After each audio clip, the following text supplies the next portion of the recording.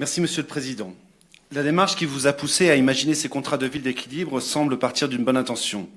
Dans un département dont les territoires ruraux sont concurrencés par une métropole toujours plus grande et surtout plus envahissante, le choix de soutenir ces pôles de centralité ruraux pourrait effectivement favoriser l'équilibre départemental. Mais tout d'abord, le mal est-il bien pris à la racine? Favoriser l'équilibre départemental, c'est d'abord ne pas tout faire pour que la métropole bordelaise voie sa croissance exponentielle. C'est aussi tout faire pour garantir l'accessibilité des territoires ruraux qui sont gravement pénalisés par des années de sous-investissement dans le réseau des routes départementales, et cela par les choix, ou plutôt les renoncements de votre majorité et des précédentes auxquelles vous avez appartenu. Si donc les intentions sont bonnes dans cette démarche de ville d'équilibre, on ne peut être que déçu à la lecture attentive de ces plans. Dans celui de la ville de l'Espar que j'ai étudié attentivement, j'y retrouvais un certain nombre de mesures déjà mises en place. La mission locale, déjà financée depuis de longues années par le département, la maison des jeunes inaugurée il y a près de 2 ans, la politique d'insertion avec l'association D2C déjà en activité depuis plusieurs mois, la politique d'insertion des jeunes ou la politique enfance qui ne date pas d'hier, le permis de louer qui est en place depuis l'automne dernier, le soutien au Prado ou à Gironde Habitat qui est en place aussi depuis plusieurs années, la déviation de l'Espar et le plan Gironde Oméga déjà annoncé depuis l'année dernière, et enfin le projet de pôle culturel à Nodris qui, comme chacun le sait, ne se situe pas sur la commune de l'Espar. À cela s'ajoute un certain nombre de mesures déjà prévues par les subventions habituelles du conseil départemental. L'annonce d'une nouvelle convention d'aménagement de bourg, la création d'une piste cyclable, d'une aire de covoiturage, d'une piscine, d'une médiathèque, d'une crèche, l'aménagement des monuments historiques comme ici la Tour de l'Honneur, l'aménagement des abords du collège, l'entretien des écoles, etc.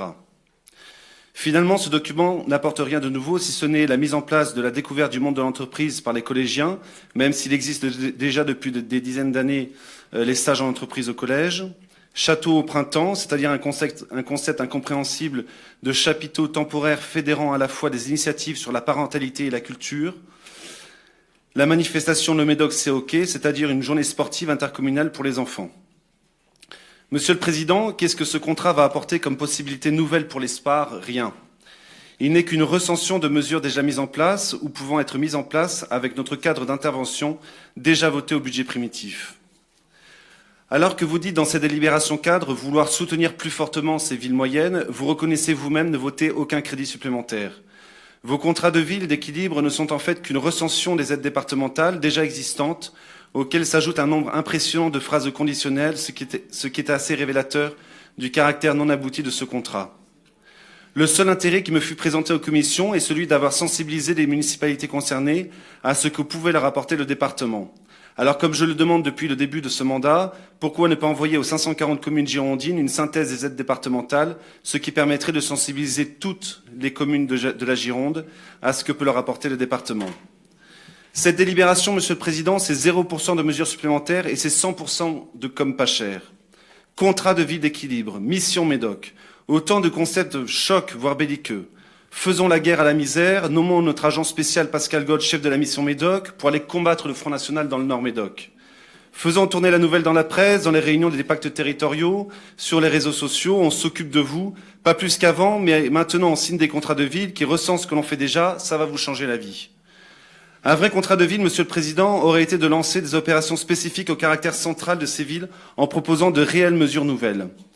Et cela aurait été aussi d'arrêter d'envoyer de la misère supplémentaire à l'Espar par le logement social, de stopper le développement de la zone commerciale pour sauver ce qu'il reste du commerce de proximité, de ne surtout pas vouloir loger les travailleurs saisonniers qui créent du chômage localement, d'arrêter avec votre socialisme, votre assistanat et votre démagogique revenu universel, et de dire franchement à nos jeunes qu'ils ne peuvent pas vivre sans travail. Monsieur le Président, c'est en pensant aux Médocains abusés par ces démarches malhonnêtes que je ne voterai pas cette délibération cadre, qui n'est que de l'enfumage, et je ne participerai pas au vote du contrat de ville de l'Espar, qui n'est que de la communication et dont les aides recensées ont déjà été votées ou pourront être votées en commission permanente sans ce contrat de ville.